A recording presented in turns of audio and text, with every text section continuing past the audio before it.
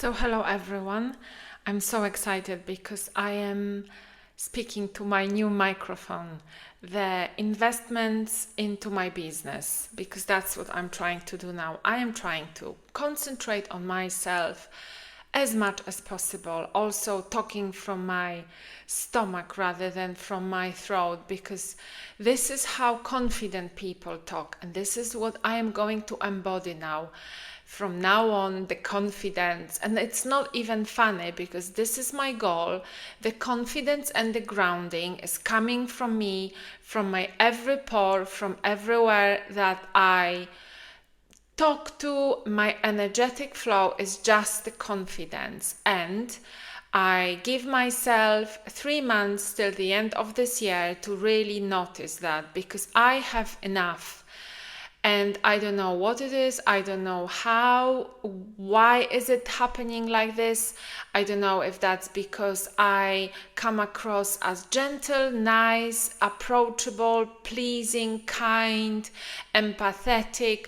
And I don't mind all those things. I don't mind that I come across like this. And this is my nature and my character. But in the same time, I also want to be confident for my own good, because I feel that when I am not, and then when I get this energy back from the world, I I get aggravated, I get fed up, I get angry, I get yes, fed up. I said that already.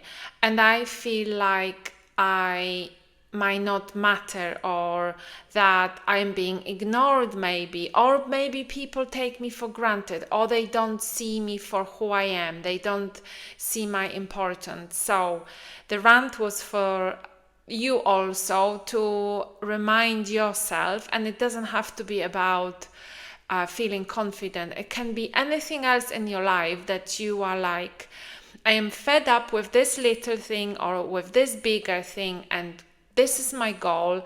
This is what I'm going to do to change it, to make it better, to rephrase it, to reflect on it first. So I invite you to sit down with this question, with this silent reflection. And the best way to do it, you know, that is just sit with yourself in a quiet room, in a quiet space, and sit silently with no distractions. Doesn't have to be in front of the mirror. Some people say maybe in front of the mirror and look at yourself. No. And don't even call it meditation. If you get aggravated and if you think, oh, I cannot meditate, that's fine. It doesn't have to be called this, because sometimes we name things and then we don't like them. There is the whole story coming up with this thing that we name. So it could be anything that it is for you. Sitting down quietly, cutting yourself off from distractions, spending time with yourself, and the thoughts excuse me, the thoughts will start coming, and they will be rumbling like in a washing machine, just turning and turning. But that's fine, let them. There's lots of thoughts, and lots of thoughts also will be pulling you, like the pair of old knickers will be pulling you in every direction. Do this, you forgot that, why are you sitting there, you should be doing this, there is this and that. And sitting like this quietly is so good for remembering stuff. And you remember, oh, I was supposed to blah blah blah call this person and I haven't responded to this person. Very good. But we are not doing this for those things. We are doing this for reflecting on what is bothering us. What is the goal? What would we would like to change? What is this nagging feeling that we have? And what could be the way to change it? How can we change it? How can we reflect on this thing? And why are we thinking this way? What's going to change when we change this thing? Like for me, is the confidence. It's not a small thing, it's a big thing that has been there for me forever, since I remember. And the confidence has got many arms, or rather, how I like to call it, the low self-confidence or lack of confidence, which is always then accompanied by judgment, and really extraordinary high confidence and like an extrovert in me. So there's some conflict also, and I noticed that as well as a reflection when I was sitting in silence. But not only, it's when I was reading materials, when I was researching, when I was reflecting on things, when I was speaking to people. And feedback comes in different forms. Feedback is also how people treat you, how your relationships are, how you respond to things, how you react to things. This is also all feedback. And very often we put importance, or we put control on other people rather than on ourselves, because it all comes from us, how we are. And it's not in terms of judgment. I don't want to say that this is judgment and you are the way you are and that's the wrong way. No, that's completely not that, because in this is also that people reflect onto you. The only way they can reflect, they reflect onto you from the level they are at. But that's another thing, is that how you react to the way they reflect on you, right? And what emotion does this stir in you? So for me, for example, today at work, I felt like I have been ignored, and it wasn't the first time. There was a project, there was something that I know I play a big role in, and somehow I have been added to the emails or to the part of the conversation. I have been informed in the beginning, but this was very vague. And then when everything was kind of completed but wasn't, I was somehow put into conversation as well, but there weren't clear things that I would have to do or I would have to take actions on, although I knew how to make the process better and how everything is sooner or later going to come back to me. And this really then came back to my confidence and the feeling of how important am I, how important people think I am, how important I think I am in this process, and why they are not thinking that I am as important as I think I am. So as you can see, it kind of goes in a vicious circle, and it could be anything also. It also could be the thing that people who are taking part in this process, they may feel low self-esteem themselves, and they want to prove themselves in some ways that I don't really understand why. I don't maybe see the bigger picture. Maybe they have things going on for them, so they kind of taken this responsibility on them to prove themselves. Even in my eyes, it's not their job almost. So they might be dealing with some sort of their self-esteem issues or their importance issues, and that's how I kind of also looked at it. But I don't know, and I'm not really there to speak to those people and ask them those questions, because this is just not the level I am at this moment. And so that was the first thing. And I know that my reaction when I was writing or typing an email could have been very different. I composed myself, and I didn't want to I wanted to come from the place of calmness, obviously, of grounding, of the higher self-esteem, and thinking, how can I help in this situation? Or just simply, I just take a step back. I don't mind whatever happens, and then I set clear boundaries of this is how I see it, and if you've taken it on yourself, then go ahead and just do it yourself. And now I like to look at everything from the spiritual angle. So from the spiritual angle, we are all one, and the energy that I give off surrounds me, and it's going to come back to me in the same way or similar way. So I want to surround myself in the positive energy, in the higher vibration. And also, if we are all one and people around me reflect their insecurities the same way I give of my insecurities, it also means that everyone of us have got those insecurities. No one is better or higher than the other one, and we don't see those because people hide them, because people it's like a very vulnerable thing that people don't want to share. And every person, no matter how high they are of in our eyes, or in a kind of gradient of or grades in any corporation, let's say, they all have those things to hide. They all have things they are afraid of, they are ashamed of, the same way as me. Some people might have the gray areas that you would never ever even imagine. And I know everyone walks around with some trauma. So this is the kind of spiritual, but also, I guess, empathetic view on everyone. I know I come from this, and I like to think kindly of people rather than not kindly. And maybe that's a thing for me to reflect on as well, to sit down and think of, I have to be kind, but also have to have my own boundaries, and also have to be assertive or more assertive, and just let people do whatever they need to do in their own time, and not do things for them, or not to look at them with kindness to kind of make them more get away with things and run over me, if I can say something like this. So yeah, so this is my goal.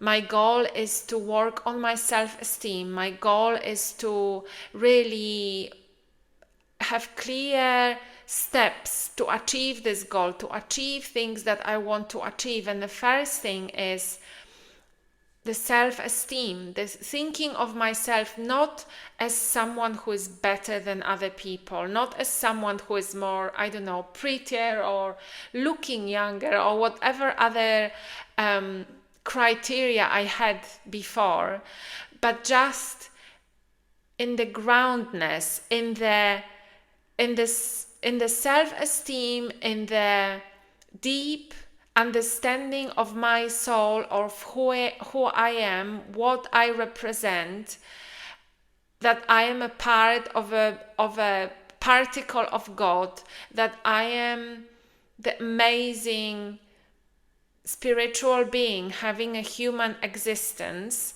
experience on this earth. And in that's where my strength comes from, that's where my beauty comes from, and that's how I can really be my authentic self, with pride and with love and with strength. And this is what I want. I want the strength for me. I want the fear to dissipate. I want to be an authentic self that resonates with people that I resonate. If I don't resonate with someone, to not take it personally, but to understand that we are not on the same path as that person, and I don't have to resonate with everyone, obviously. And it would be impossible, because we are on different levels, all of us, while simultaneously being one. So hard to understand, and sometimes easy to spot in those little moments in life, but sometimes, especially in the corporate politics and things like this, in emails, when you're being ignored, when you extend compliments, maybe like I did in my dating life. I extend compliments, or I am kind, or I am trying to be polite, probably too much. I have to reflect on that as well. Do I want to be authentic, and do I want to be polite, and do I want to think kindly of people, or do I go more to my feminine side and be more strict, maybe, not to invest so much, especially not in the beginning, and just look at people critically, and not because I want to be mean or I want to be, I don't know, bad, or I want to criticize them, or I want to belittle them, or I want to not show my authentic self. No, it's more as if you approach a stranger.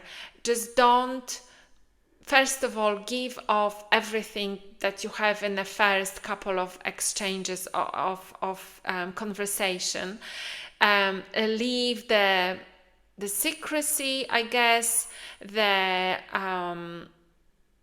yes, don't uncover everything that I have, and also treat them with reserve, I guess, that I don't always have. Also, I guess these are the boundaries, and they, I think, also come from the self-esteem. Is it coming from me because I want people to like me straight away, or because I want to like them, or because I want to create this intimacy straight away with someone that I don't know?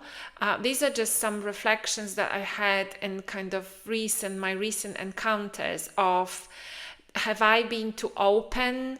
Have I revealed and have been too nice from the very beginning, when you're just starting to meet the person? Have I opened too much, or is that it's just that because, and then kind of have been taken advantage of, or not even taken advantage of, but I guess emotionally, maybe some boundaries were crossed, or my boundaries that were, when I didn't feel comfortable of what I have been giving, and then this kind of taken away, and then there was a big fat silence.